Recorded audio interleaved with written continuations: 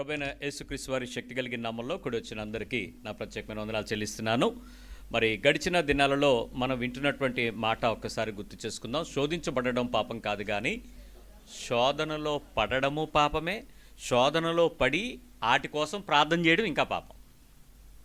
శోధనలో పడిపోయిన వాటి కోసం ప్రార్థన చేయటం కూడా పాపం అవుతుంది. అందుకని శోధించబడేటువంటి విషయాలను గుర్తు చేసుకుంటూ ఆ శోధనలో నుంచి మనం బయటకు రావటానికి ఎలా అయితే దేవుడు కోరుకుంటున్నాడో ఆ పరిస్థితులకు తగినట్లుగా విశ్వాస జీవితాన్ని సరిచేసుకుంటూ దేవుని నీతిని నెరవేర్చడానికి ప్రయత్నం చేయాలి ప్రతి ఒక్క ఆత్మీయతలో కూడా. అందుకని చాలా విషయాలు మనం విన్నాం. ఈరోజు మరొక విషయాన్ని, 5వ విషయాన్ని వినడానికి ప్రయత్నం చేద్దాం. మొట్టమొదటిది, శారీరకమైనటువంటి సొంత కోరికల విషయంలో శోధనలో పడిపోయిన కోరికలను కోరే ప్రార్థనలు చేయకూడదు. 2, సొంతంగా ప్రతీకారం కోరుకునేటువంటి ప్రార్థనలు దేవుని వాక్యం చెప్తున్న ప్రకారం చేయకూడదు. 3, లోకాన్ని ప్రేమించట విషయంలో ఏ విషయాలనైనా ప్రేమిస్తూ వాటి కొరకు ప్రార్థన చేయటం అనేది చేయకూడదు. 4, అనుకరణలు లేక ప్రేరేపణలు, సంబడి ఎవరో ఏదో చేస్తే వాటి మధ్యలో నుంచి వచ్చేటువంటి ఆ కాపీ పేస్ట్ ప్రేయర్లు మనం చేయటానికి కూడా కుదరదు. ఇప్పుడు మరొక విషయాన్ని విందాం. దీవించలేక ప్రార్థించలేక చేసే ప్రార్థనలు. ఏంటిది? దీవించలేక ప్రార్థించలేక చేసే ప్రార్థనలు. మనం దీవించలేకపోవటం, ప్రార్థించలేకపోవటం ఒక ప్రాబ్లం అయితే, వాటి కోసం మనం చేసే ప్రార్థనలు మనకు ఇంకో ప్రాబ్లంగా రాకూడదు. గమనించాల్సిన విషయం గుర్తుపెట్టుకోండి. దేవుని దగ్గరకు రావటం ఎంత ఇంపార్టెంటో, దేవుడు ఎవరో తెలుసుకోవటం ఎంత ఇంపార్టెంటో, దేవునితో సరి అయిన ప్రవర్తన కలిగి ఉండడం అంతకన్నా ఎక్కువ ఇంపార్టెంట్. ఇతర మత పద్ధతులలో, ఆచారాలలో దేవునితో నువ్వు ఎలా ఉండాలి అని అంటే ఆ ఒక్కరోజు ఆ ఒక్క గడి ఉంటే సరిపోద్ది. ఆ పర్టికులర్ టైం దేవుని సన్నిధిలో కనపడేటప్పుడు ఆ సందర్భంలో నువ్వు ఉంటే సరిపోద్ది. ఈ యేసుక్రీస్తుతో వచ్చినటువంటి బంధం ఏంటంటే, నీవు దేవుడు ఏంటో తెలుసుకోవటానికి నీకు సరిగిన సమయం పట్టిన తర్వాత దేవుడు తాను నీకు ప్రత్యక్షపరచుకునేటప్పుడే ఒకే ఒక మాటతో ప్రత్యక్షపరచుకుంటాడు. అదేంటంటే, ఆయన పరిశుద్ధుడు. This is only the revolution of the Holi God. ఆయన పరిశుద్ధుడై ఉన్న ప్రకారము మీరు కూడా ఎలా ఉండాలన్నాడు, అంతే. ఇంక నువ్వు ఎలా ఉన్నావా అన్నది నీకు అనవసరం. నీ బట్టలు ఉతుక్కున్నావా లేదా అది పాత నిబంధన. క్రొత్త నిబంధనలోకి వచ్చేటప్పటికి దేవుని యొక్క హృదయమును నువ్వు అర్థం చేసుకున్న తర్వాత నీ హృదయములో నుంచి దేవునితో ఆ నిత్య సంబంధాన్ని సంపాదించుకోవటానికి తగిన పరిశుద్ధతతో దేవుని ముఖాన్ని చూడగలుగుతున్నామా లేదా అన్నది ఇంపార్టెంట్. అందుకే హృదయశుద్ధి కలిగిన వారు ధన్యులు, వారు దేవుని చూస్తారు. దేవుని చూడటానికి ఒక అవకాశం ఉంది, దేవుని కలుసుకోవటానికి, దేవుని నిలబెట్టుకోవటానికి, దేవునితో నడవటానికి ఒక అవకాశం ఉంది ఇక్కడ. కాబట్టి ఆయన దగ్గరికి నువ్వు వెళ్ళట్లే, నీ దగ్గరికి ఈయన వస్తున్నాడు. ఇక్కడ ఈయనతో నీ గడిపే జీవితంలో ఆ భిన్నమైన ప్రత్యేకతను, దేవుడి యొక్క పరిశుద్ధతను గుర్తుపట్టుకొని నా ఆత్మీయ లక్ష్యపు, ఆత్మీయ కేంద్రము నేను పరిశుద్ధంగా మారుతూ దేవుని యొక్క హృదయాన్ని చూడటం అనేది భక్తి యొక్క ముఖ్య లక్ష్యం అవుతుంది. రైట్. ఇప్పుడు ఒక విషయానికి చెప్తాను. లూకాసు వార్త 6వ అధ్యాయము 27వ వచనంకి రండి. ఈరోజు ఈ మాట చెవులు కలిగిన వాళ్ళకే వినపడతాయి, అందరికీ వినపడకపోవచ్చు. లూకాసు వార్త 6వ అధ్యాయము 27వ వచనం నుంచి చదువుతున్నాను. వినుచున్న మీతో నేను చెప్పున్నదేమనగా, వినుచున్న వారికే వినపడదు. అందుకే చెప్తున్నాడు. ఇక్కడ కూర్చున్న వాళ్ళు అందరితో చెప్పట్లేదు ఆయన. ఏముంది? వినుచున్న మీతో నేను చెప్పున్నదేమనగా, మీ శత్రువులను ప్రేమించుడి. ఎవరు వింటున్నారు ఇక్కడ? మీరందరూ వింటున్నారని నేను అనుకోవట్లా. మీరందరూ కూర్చున్నారని నాకు తెలుసు.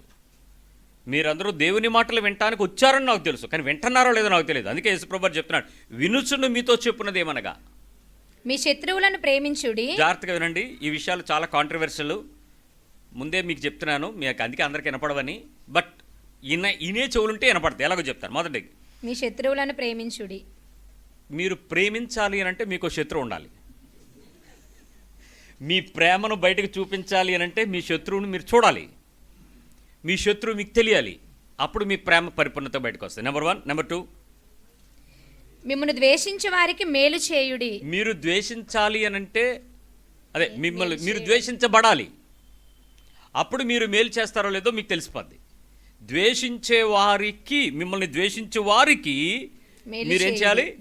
మేలు చేయాలి. నెక్స్ట్, నెంబర్ 3, మిమ్మల్ని శపించే వారిని దీవించుడి. మీరు దీవించాలంటే మిమ్మల్ని శపించేవాడు ఉండాలి. మీరు దీవించాలి అని అనుకుంటే మీకు శపించే వ్యక్తులు మీకు స్నేహితులుగానో శత్రువులుగానో మారుండాలి. వాడు ఖచ్చితంగా మిమ్మల్ని శపిస్తూ ఉండాలి. అప్పుడు మీ దీవెనలు బయటకు వస్తూ ఉండాలి, తెలియాలి. 3 రైట్. నెంబర్ 4, మిమ్మల్ని బాధించు వారి కొరకు ప్రార్థన చేయుడి. ఇన్ని మాటలు ఒక్కసారి లోకాల్లో ఉన్నాయని మీరు ఎప్పుడైనా చదివారా? అన్ని అధ్యాయాలు చదివేస్తారు, కానీ 4 ఒకదాని తర్వాత 4 కాదు, ఇంకా 4 ఉన్నాయి. చెప్తాను, కంగారు పడకండి. అసలు దగ్గరకు తీసుకొచ్చి పెట్టిన ఈ సువార్తికుడు గొప్పోడండి బాబు. 4వ విషయం ఏంటంటే, మిమ్మల్ని బాధించే వారి కొరకు ప్రార్థన చేయుడి. మీరు ప్రార్థన చెయ్యాలంటే మిమ్మల్ని బాధించే వాళ్ళు ఉండాలి. దేవునికి స్తోత్రం. మనకి ఈ నలుగురు ఎప్పుడూ ఉంటారు. ఎవరెవరు? శపించేవాడు, శత్రువు, ద్వేషించేవాడు, బాధ పెట్టేవాడు. ఈ నలుగురు మీకు ఉండాలి, ఉంటారు. ఉండని క్రైస్తవుడు ఎవడు ఉన్నాడా? నువ్వు నిజంగా క్రైస్తవుడు అయితే నలుగురు తయారవుతారని అర్థం. ఒకవేళ మీకు లేని ధన్యులు ఎవరైనా ఉంటే, ఇక్కడ లేని ధన్యులు ఎవరైనా ఉంటే మీరు ఎలా సంపాదించుకోవాలో కింద చెప్పాడు, చదవండి. నిన్ను ఒక చెంప మీద కొట్టువాని వైపునకు రెండవ చెంప కూడా త్రిప్పుము. నీ పైబట్ట ఎత్తుకొని పోవువానిని నీ అంగీని కూడా ఎత్తుకొని పోకుండా అడ్డగింపకము. అసలు ఏమనొద్దు, తీసుకెళ్ళిపో. నిన్ను అడుగు ప్రతివానికి ఇమ్ము, ఇచ్చుకుంటూ వెళ్ళిపో. నీ సొత్తు ఎత్తుకొని పోవువాని యొద్ద దాని మరలా అడగవద్దు. అసలు అడగొద్దు. మనుషులు మీకు ఎలాగో చేయవలనని మీరు కోరుదురో అలాగూ మీరును వారికి చేయుడి. చేసుకో. మిమ్మల్ని ప్రేమించే వారినే మీరు ప్రేమించిన ఎడల మీకేమి మెప్పు కలుగును? ఏమవుద్దు అసలు? దానివల్ల ఉపయోగం ఏంటి? పాపులను తమను ప్రేమించే వారిని ప్రేమింతురు కదా, మీకు మేలు చేయ వారికే మేలు చేసిన ఎడల మీకేమి మెప్పు కలుగును? ఏం కలుగును? పాపులను అలాగే చేతురు కదా. అలాగే చేస్తే మీరు పాపులని అర్థం. నేను చెప్పలే, బైబిల్ చెప్పింది. నెక్స్ట్, మీరెవరి యొద్ద మరలా పుచ్చుకొనవలనని నిరీక్షింతురో వారికే అప్పు ఇచ్చిన ఎడల మీకేమి మెప్పు కలుగును? ఎవరైతే మీకు ఇస్తారో, మీరు ఇచ్చిన డబ్బులు తిరిగి మీకు ఇచ్చేస్తారో, అలా రెగ్యులర్గా ఆడికే ఇస్తే మీకేం మెప్పు వస్తుంది? ఇవ్వనోడికి ఇవ్వండి, తిరిగి ఇవ్వలేనోడికి ఇవ్వండి. ఆడు ఇవ్వలేడని తెలిసినప్పుడు మీరు సైలెంట్గా ఉండండి. మీరు అడిగితే ఆడు చెప్పిస్తాడు, అప్పుడు దీవించండి. అది కదా. మీకు ఎలా అర్థం కాలేదు బైబిల్? బైబిల్ ఎలా చెప్తుంది మరి ఈరోజు? అందుకే చెవి కలిగినోడికి వినుగా అన్నాడు ముందే. వినుని వారికే చెప్పాడు, అందరికీ కాదండోయ్. ఇక్కడ ఈ విషయం ఇలా చెప్తూ మీరు కిందకు వచ్చే కొద్దీ ఒక విచిత్రమైన విషయం ఉంది. కిందకి రాను ఇంకా 35. మీరైతే ఎట్టి వారిని గూర్చి అయినను నిరాశ చేసుకొనక. బా ఏం మాట్లాడండి. ఎవ్వరి గురించి కూడా నువ్వు నిరాశ చేసుకోవద్దు. చేసుకోకుండా ప్రేమించుడి, అబ్బా మేలు చేయుడి, అప్పు ఇయ్యుడి, అప్పుడు మీ ఫలము గొప్పదయుండును. ఎప్పుడు? మేలు చేసి ప్రేమించి, శత్రువుకి మేలు చేసి ప్రేమించి అప్పిస్తా. నాకు ఇప్పుడు ఏమర్థమైంది తెలుసా? నా సంఘం చాలా వృద్ధి పోయింది. ఎందుకంటే నేను చాలా విన్నాను, అయ్యగారు అప్పులు ఉన్నాయి, అయ్యగారు ప్రార్థనలు, అయ్యగారు కష్టాలు, అయ్యగారు ఇలా చాలామంది మీ ఏడుపులు ఏడ్చారు కదా నా దగ్గర. కాబట్టి నాకు తెలుసు మీరందరూ ఇలాంటి బాధితులే. కానీ మీరందరూ దేవునికి ఎలా ఉన్నారో కింద చెప్తాడు, చదువమ్మా. మీరు సర్వోన్నతునికి కుమారుల యుందురు. అబ్బా, ఆయన కృతజ్ఞత లేని వారి ఎడలను దుష్టుల ఎడలను ఉపకారి అయి ఉన్నాడు. కాబట్టి మీ తండ్రి కనికరము గలవాడై ఉన్నట్టు మీరును కనికరము గలవారై ఉండుడి. ఇంకేం లేదంతే. మీ తండ్రి కనికరం గలవాడే ఉన్నట్లు మీరు కూడా ఎలా ఉండాలి? కనికరము గలవారై ఉండాలి. ఎవరు ఏ తండ్రి? మీ నాన్నగారు కాదు. మీ ఇంట్లో మీ నాన్నగారు మీతో కనికరంతో ఉంటాడు, అలా కాదు. ఆయన ఎలాంటి తండ్రి అట? దుష్టులకును కృతజ్ఞత లేని వారి ఎడలను ఉపకారి అయి ఉన్నాడు. అలాగ ఉండాలంట, అంతే. సింపుల్ విషయం విందాం. ఇప్పుడు శత్రువుని దీవించడం, శాపాలు వస్తే దీవించడం, బాధపడితే ప్రార్థించడం, ద్వేషం వస్తే మేలు చేయటం, హింస వస్తే ప్రార్థన చేయటం, శత్రువు వస్తే శత్రువుల్ని ప్రేమించటం, ఈ ఆజ్ఞలు చేస్తే ఏమవుతాము అని ఖచ్చితంగా ఇంకొక మాట చెప్తుంది. మత్తయి సువార్త 5:44 ఏం చెప్పుద్దంటే, మాథ్యూ 5:44 చూస్తే, నేను మీతో చెప్పున్నదేమనగా మీరు పరలోకమందున్న మీ తండ్రికి కుమారులై ఉండునట్లు. ఎలాగెలాగా? పరలోకమందున్న తండ్రికి, దేవునికి కుమారులుగా మీరు అవ్వాలంటే మీ శత్రువులను ప్రేమించుడి. ఏం చేయాలి? శత్రువులను ప్రేమించండి, బాగా ప్రేమించండి, శత్రువులను బాగా ప్రేమించండి. ఇంకా మిమ్మల్ని హింసించే వారి కొరకు ప్రార్థన చేయుడి. ఇంకేముంది? హింసించే వారి కొరకు ప్రార్థన చేసేయండి. ఇంకా ఆయన చెడ్డవారి మీదను మంచివారి మీదను తన సూర్యుని ఉదయింప చేసి నీతిమంతుల మీదను అనీతిమంతుల మీదను వర్షం కురిపించున్నాడు. మీరు మిమ్మల్ని ప్రేమించే వారినే ప్రేమించిన ఎడల కిందకు వచ్చి 48 మీ పరలోకపు తండ్రి పరిపూర్ణుడు గనుక మీరును పరిపూర్ణులుగా ఉండెదరు. సో మీరు పరిపూర్ణులుగా ఉండాలి అన్నది దేవుని కాంక్ష. క్రైస్తవుడు పరిపూర్ణుడుగా ఉంటాడు అన్నది స్టేట్మెంట్. సో నేను నిశ్చయంగా శోధించబడకుండా ఉండాలి అని అంటే, శోధించబడే ప్రార్థనలు నేను చేయకుండా ఉండాలి అని అంటే, నేను ఈ శోధన గుండా వెళ్ళినప్పుడే నాకు తెలుస్తుంది. ఈ శోధనలోకి నేను వెళ్ళాలి. ఈ శోధనల ద్వారా నేను పరీక్షించబడాలి.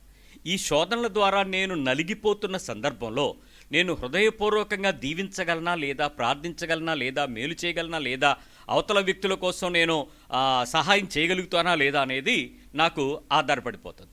ఇక్కడ ఎలాంటి వారి గురించి కూడా మీరు నిరాశ చేసుకోవద్దు అని అంటున్నారు అంటే, చాలామంది విషయంలో మనకు చాలా కోపం వస్తుంది, బాధ వస్తుంది, దుఃఖం వస్తుంది.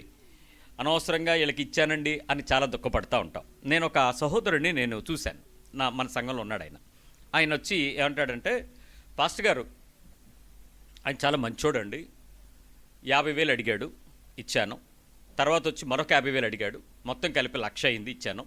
ఆ 1,00,000 రూపాయలు అయిన తర్వాత నేను మళ్ళీ పరిస్థితుల మధ్య నేను ఆయన దగ్గరికి వెళ్ళి అడిగితే ఆయన అన్నాడు, మరి నా దగ్గర ప్రస్తుతానికి అంత లేవని అన్నాడు. ఆయన దగ్గర ఉంటే ఇచ్చేస్తాడు కానీ ఇవ్వలేదండి. కాకపోతే తర్వాత మళ్ళీ వచ్చి అడిగినప్పుడు నేను ఆయన కష్టం చూసి మళ్ళీ ఇంకో 1,00,000 రూపాయలు నేనే ఇచ్చానండి. ఈరోజు మొత్తం కలిపి 2,00,000 రూపాయలు అయిపోయింది. ఈ రోజుకి ఆయన రూపాయి ఇవ్వలేదు, కానీ ఆయన ఉంటే ఇచ్చేస్తాడు సార్, కానీ ఆయన దగ్గర లేదు, నాకు ఒక 20,000 ఇవ్వండి అని నన్ను అడిగాడు.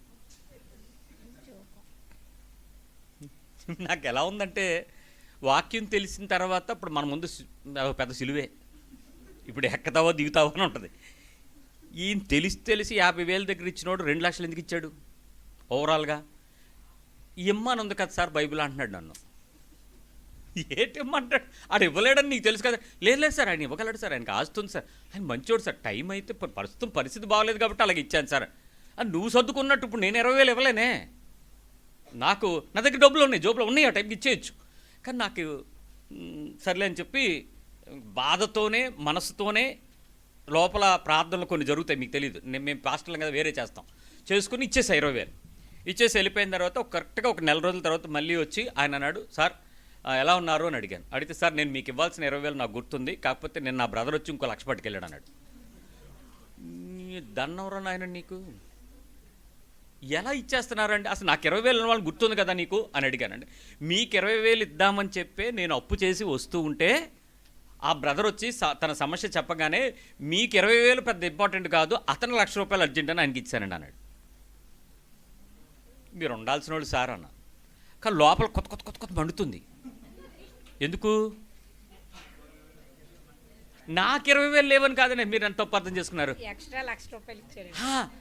ఆడి పాపం పెరిగినట్టు పెంచుతున్నాడు ఈయన.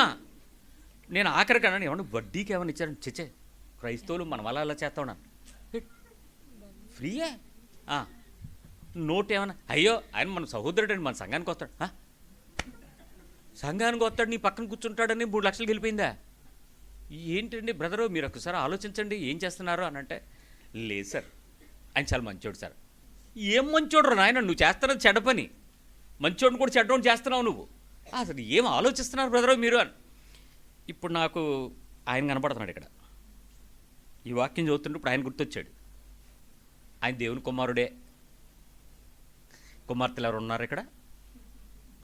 ఇంకెవరన్నా కుమారులు ఉన్నారు ఇక్కడ? మీరు దేవుని కుమారులు కాదు. ఒకవేళ కుమారులు అయ్యి ఉంటే ఆయనలాగా ఉండాలి. మనకు అంత అవసరం లేదు. ఉందా? దేవుని కుమారులు అవ్వాల్సిన అవసరం ఉందా లేదా? ఉందా? అయితే చేయటానికి ప్రోత్సహించబడగలమా? అంత విశాల హృదయం ఉందా? అంత దమ్ము ధైర్యం ఉన్నాయా? పోనీ అక్కడికి ఆయన అడిగాను, ఏమంటే మొదట 50,000 రూపాయలు మీ చేతిలో డబ్బు అన్నారు, ఆ తర్వాత అంతా అప్పే కదా ఇవన్నీ అంటే, అప్పే కానీ బ్రదర్ మరి ఆయన ఇవ్వలేకపోతున్నాడు కానీ వడ్డీ నేను కట్టుకుంటున్నానండి. ఎవడరా ఆయన, దేవుడు కుమారుడు కాదు, దేవుడివే.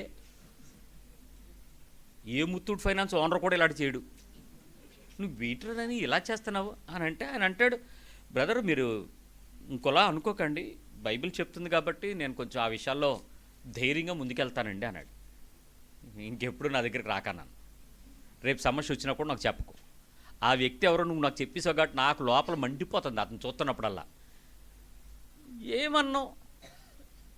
ఎందుకంటే ఇద్దరు తగ్గు వస్తే చెప్పగలను. ఇప్పుడు ఒకడే వచ్చి నాకు సమస్య చెప్పాడు, ప్రార్థన చేయాల్సిన కానీ నేను ఇంకేం చేయాల్సిన కాదు. సో ఇప్పుడు మీరు ఈ కాంటెస్ట్ సినారీ అంతా అతను ఎవరిదోలే, గొడవ వదిలేండి. ఒకసారి మీ పక్కన చెప్పడం వదిలేండి. వదిలేసారా? వదిలేరా? అది వదలదు మిమ్మల్ని. ఆయన వదలడు. ఆ బ్రదర్ ఎవడో కానీ మిమ్మల్ని వదలడు. ఇంకా మీరు ఎంత వదిలేద్దామన్నా వదలదు. ఇప్పుడు జాగ్రత్తగా వినండి నేను ఏం చెప్తున్నాను. ఇప్పుడు ఆయన ఏమన్నాడంటే, దీవించలేనప్పుడు ప్రార్థించలేనప్పుడు నువ్వు శోధించబడతావు. చూసావా నా పాయింట్? ప్రార్థన ఈరోజు మెసేజ్ అదే. నేను దీవించలేనప్పుడు నేను అవతల వ్యక్తుల్ని కోసం ప్రార్థన చేయలేనప్పుడు నాకేం కలుగుద్ది? నాకు శోధన వస్తుంది.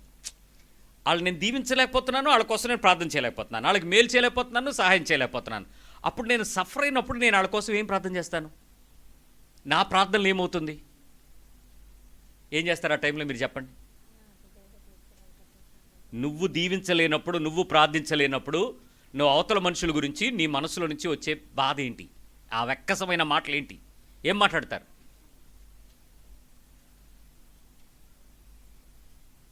ఆత్మ ఏమన్నా చెప్పుద్దా మీకు కొత్త భాష? మీరేగా ప్రార్థన చేస్తారు ఆ టైంలో. మీరు దీవించలేనప్పుడు ప్రార్థన చేయలేడు ఏమనిపిస్తుంది మీకు? వాళ్ళని ఏదో ఒకటి అవ్వాలనిపిస్తుందా? లేకపోతే ప్రభు వాళ్ళు ఇవ్వలేకపోతున్నాను, నువ్వు ఎలాగో ఒకలాగా వాళ్ళకి ఒక 1000 కోట్లు పడేసి ఆడి చేత నాకు ఆ ముష్టి నా 10,000 నాకు ఇచ్చేలా చెయ్యని ఎప్పుడైనా ప్రార్థన చేసావు? పోనే చెయ్యవు. ఏం ప్రార్థన చేస్తారు? శపించే వారిని దీవించాలన్నాడు. మరి నిన్నోట్ల శాపవచనం ఉండొచ్చా? ఆశీర్వచనమే కానీ ఏ రోజు శాపవచనం ఉండకూడదు. మరి అలాంటి సందర్భాల్లో నీ హృదయంలో నుంచి నువ్వు దీవించేటప్పుడు, నువ్వు ఆశీర్వదించేటప్పుడు ఎట్లా ఆశీర్వదించాలో నీకు తెలుసా అసలు? దేవుని వాక్యం చెప్తుంది కదా, మీరు దేవుని కుమారులు అన్నాడు కదా. అంటే మీరు ఎవరి తాలూకా? మీ నాన్న రాజు అయితే కొడుకు కూడా కొడుకుని ఏమంటారు? యువరాజు అంటారు కదా. మీ నాన్న మంత్రి అయితే నువ్వు యువ మంత్రి కదా. చాలా రాయల్గా ఏమైనా చేయగలుగుతారు కదా. మన ఫాదర్ ఆ స్టేజ్ అయితే మనం ఎలా ఉంటా చెప్పండి, ఏమైనా చేయొచ్చు కదా. ఇప్పుడు మీ పరలోకపు తండ్రి ఎలాంటి వాడో మీకు తెలుసు, కుమారులుగా కుమార్తెలుగా మీరు ఎలా ఉన్నారో మీకు తెలుసు. ఇప్పుడు మీరు ఆయన చేసినట్లుగా మీరు దీవించగలగటం, ఎలా దీవించాలో చెప్తాను, రాసుకోండి. ఆదికాండం 1:28 దేవుడు ఎలా దీవిస్తాడో చెప్తాను.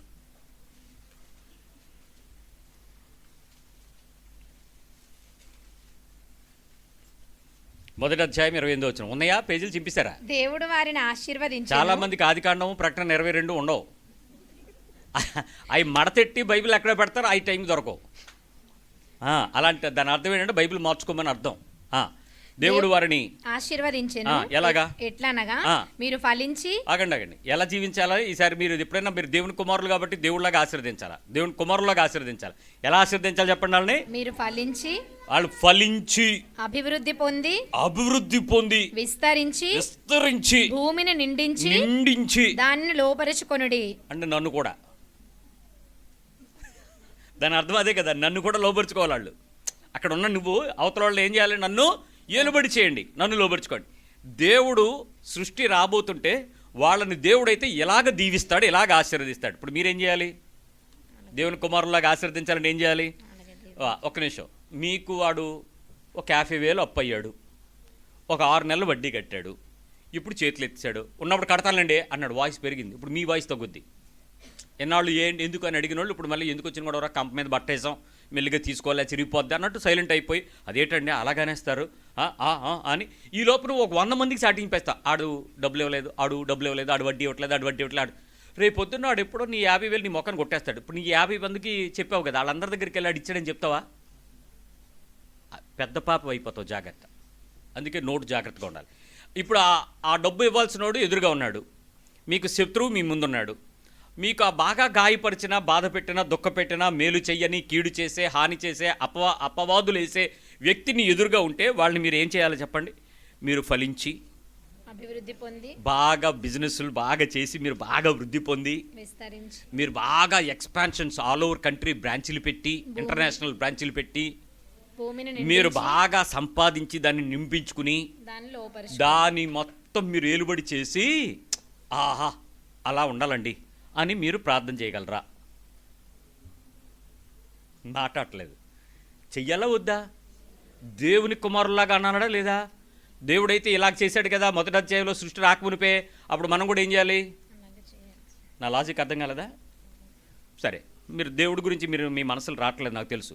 ఓ మనిషి అలా ఆశీర్దిస్తాడో పని అలాగే ఆశీర్దిస్తారా? కాబట్టి మీరు మాట్లాడరేమండి. మనుషులు ఆశీర్దించినట్టయినా ఆశీర్దిస్తారా? మరి మనసు ఉందా లేదా? అయితే 22 అధ్యాయం రండి. ఆదికాండం 22. ఇక్కడ ఒక జెంటిల్మెన్ ఉన్నాడు. జెనసిస్ 22 22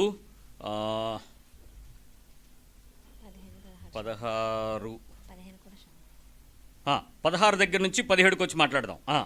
16లో చదివేసి, నీవు నీకు ఒక్కడే అయ్యున్నా నీ కుమారుని ఇయ్య వెనుక తీయక ఈ కార్యము చేసినందున నేను నిన్ను ఆశీర్వదించి. ఆగండి, ఎలా ఆశీర్వదిస్తాడో దేవుడైతే మనుషుల పక్షంగా ఎలా ఆశీర్వదిస్తాడో చెప్తాను చూడండి.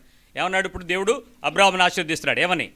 నేను నిన్ను ఆశీర్వదించి ఆకాశ నక్షత్రముల వలెను. ఎలాగా? ఆకాశ నక్షత్రముల వలెను.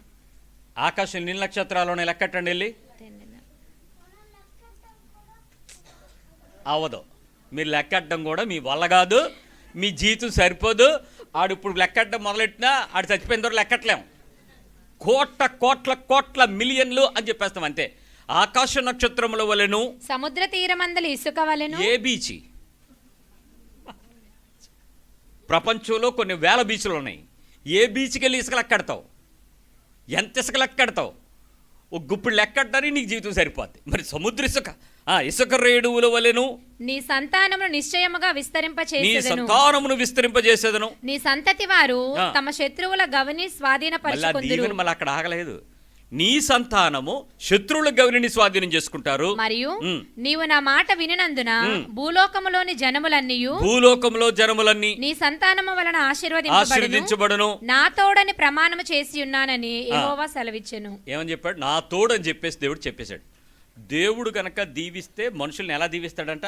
ఆకాశ నక్షత్రాలు సముద్రంలో. నీ శత్రువు ఎదుర్కొన్నాడు, దీవించిపోని ఎలాగా? నువ్వు నాకు ఇవ్వకపోయినా పర్లేదు, కానీ దేవుడు నిన్ను ఆశీర్వదిస్తాడు. ఎలాగో తెలుసా? ఆకాశ నక్షత్రాల్లాగా, ఇసుక రేణువులాగా నీ సంతానం భూమి మీద జనములన్నిటినీ గవిలు స్వాధీనం చేసుకుంటారు. అసలు శత్రువే ఉండడు నీకు అని ఆశీర్వదించండి. చేస్తారా? ప్రార్థన చేస్తారా?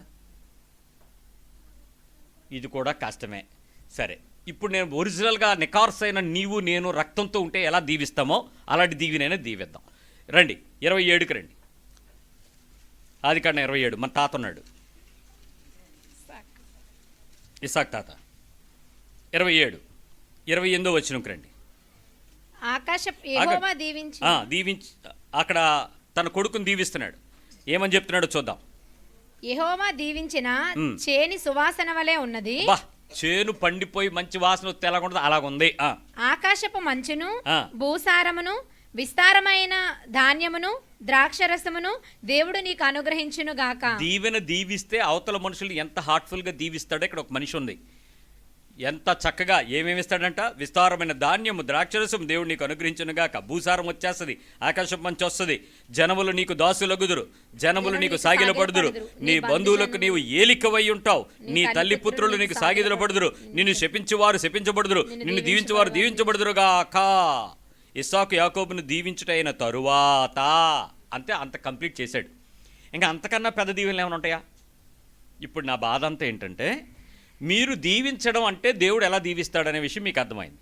మనిషి తన కొడుకును దీవించాల్సి వస్తే ఎంత ఎక్కువగా రిచ్గా గొప్పగా దేవుని కుమారుడుగా దీవిస్తాడో మీకు తెలిసింది.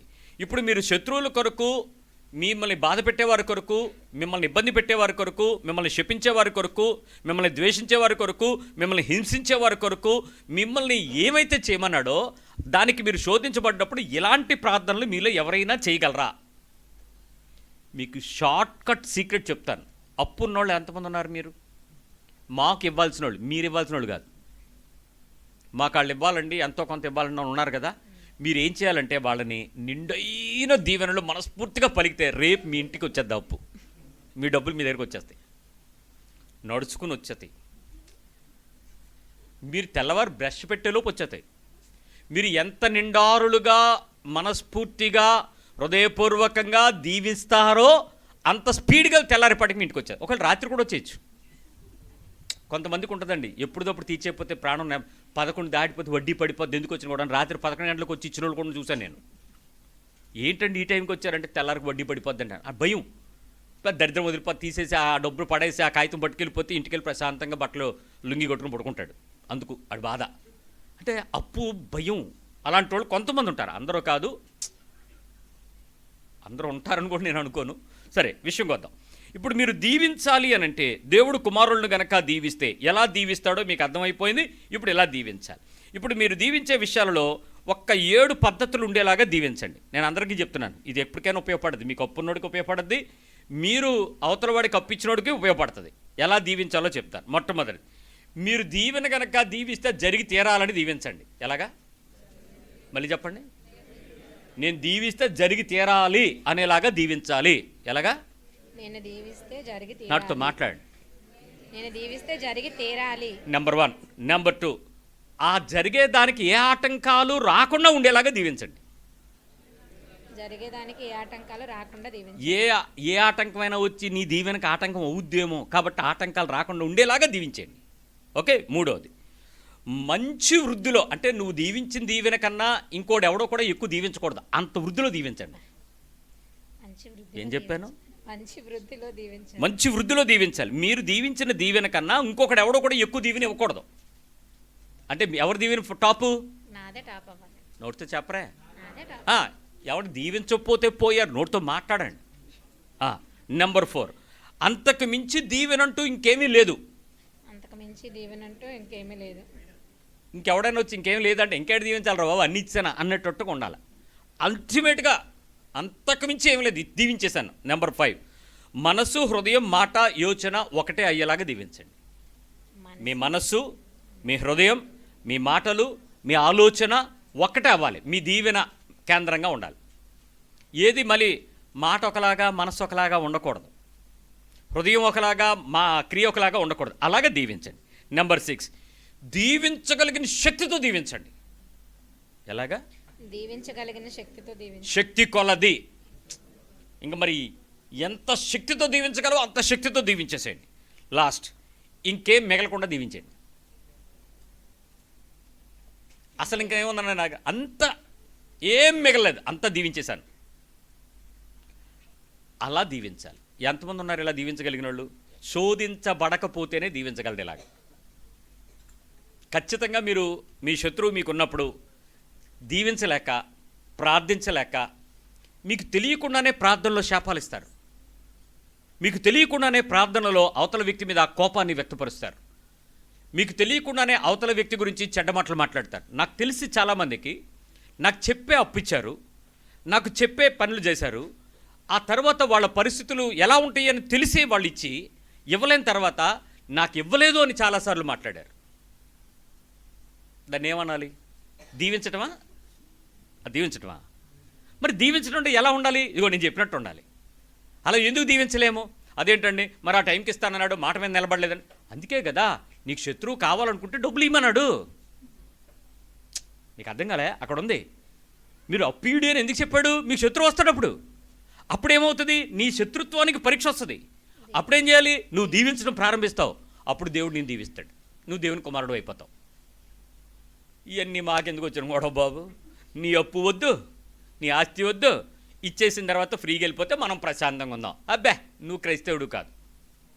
నువ్వు శోధనలో పడ్డోడివి, శోధనలో పడిపోతున్నాడివి. నిజంగా ఈ వాక్యం దగ్గరికి వచ్చేటప్పటికి అందరికీ చాలా ప్రశ్నలు ఉంటాయి. ఇవ్వాలా వద్దా? దేవుడు వాక్యం ఎలా చెప్తున్నట్టు డబ్బులు ఇచ్చేయమనా?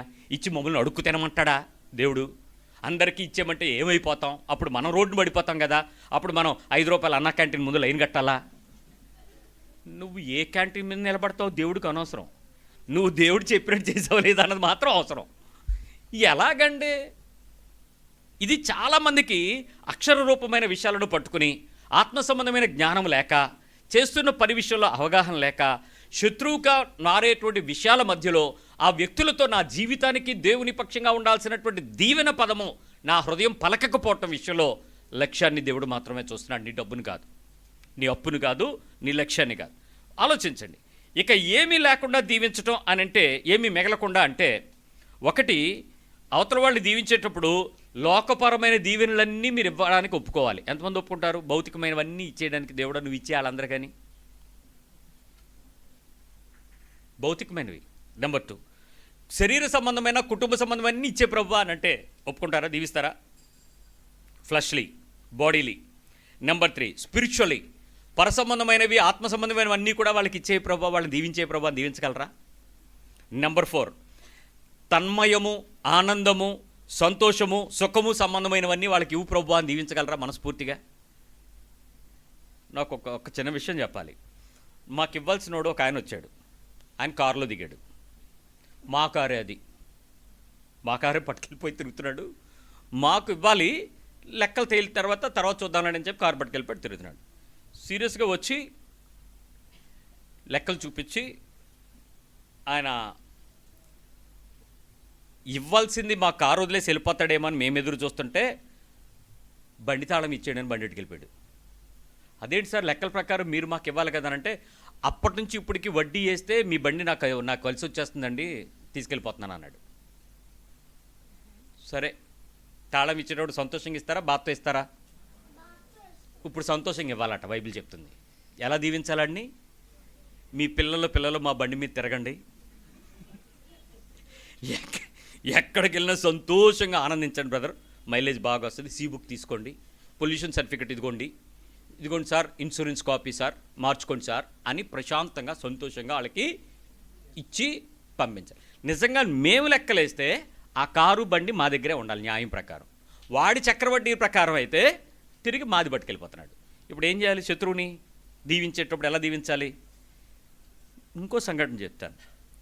మా చెక్కులు ఇచ్చాడు, ఇవ్వాల్సిన మనిషి ఉన్నాడు, ఇవ్వలేదు, ఎగ్గొట్టేశాడు. మేము కోర్టుల మీద తిరుగుతున్నాం. సీరియస్గా మా దగ్గరకు వచ్చి పరిచయం చేసుకున్నట్టు పలకరించడం అండి.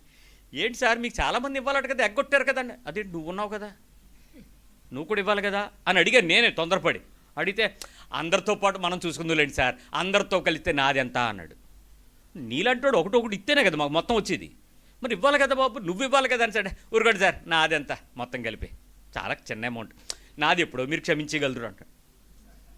ఆడికేం లేక ఆడు బ్రహ్మాండం తిరుగుతున్నాడు, మంచి జబర్దస్తు తిరుగుతున్నాడు, జల్సాగా తిరుగుతున్నాడు. కళ్ళ ముందు ఆడు చేస్తున్న పనులు చూస్తే ఇవ్వాల్సింది ఇవ్వకపోగా నాది క్షమించే అని చాలా సింపుల్గా చెప్పేస్తున్నాడు. ఏమనిపిస్తుంది అలాంటి మీద? చెప్పించాలా, దీవించాలా? క్రైస్తవుడా బైబిల్ అడ్డం పడిపోద్దండి మనకి. అసలు ఆ వ్యక్తికి భవిష్యత్తు ప్రస్తుత కాలాలలో కూడా కావాల్సినవన్నీ కూడా ప్రశాంతంగా ఇచ్చే ప్రభా అని దీవించగలగాలంట. ఈరోజే కాదు, వర్తమానం భవిష్యత్తులో కూడా ఆడికి కావాల్సిన ఇచ్చే ప్రభాని దీవించాలి. అంతేకాదండి, ప్రభా వాడిని శాంతితోనూ సుఖముతోనూ సమాధానంతోనూ తృప్తిపరచు అని దీవించాలంట. దీవిస్తావా? ఇవన్నీ మనకి కత్తిమీద సవాల్. నిజానికి దీవించడం మాట దేవుడు ఎరుగు, శపించుకుంటుంటే చాలు ఇప్పుడు అనిపిస్తుంది. శపించాలని అనిపిస్తుందా? మనసు కోరుకుంటుందా, కోరుకోదా?